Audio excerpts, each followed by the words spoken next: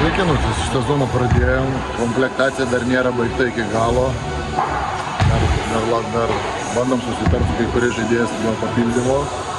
Sezonas po kažkiek judam, po biškį, fizinis rengimas, pavasario vis tiek visi kažkiek įvesti, ta traumų prevencija, kad būtų.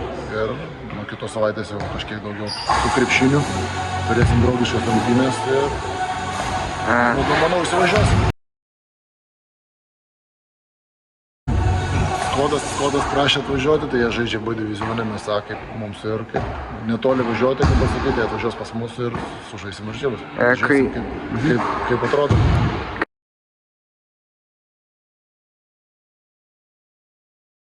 Naujų žaidėjų daug, visus pažįstu iš pernai metų, nusiteikimas, kad vyrai žino, kad pernai turėjom vieną vietą, šiemet bandysim kautis dėl geresnės vietos kažkaip. Kiekvienos varžybos stengsim. Pradžiai treniruotėse didesnį indėlį dėsim į treniruotės ir kažką bandysim išspausti.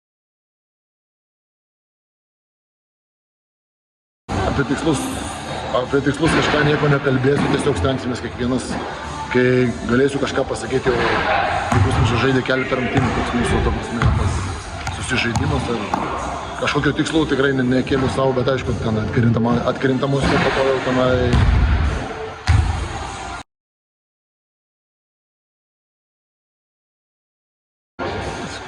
Kiek tarėmės, buvo, norėjom Motozo labai, bet mažykiai nepaleido, tai kaip ir tokį turėtum tikrai gerą žaidėją, bet kadangi neišėjo susiderinti, tai o toks vienas kaip ir toks minusiukas, kur Petra džiaugiausi jau sutaręs su juo, bet nepavyko, tai nepavyko, kažką kitką pakeisim vietoj jo.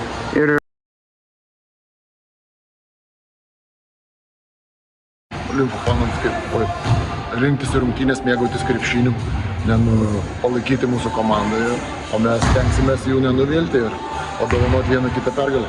Ačiū labai, sėkmės.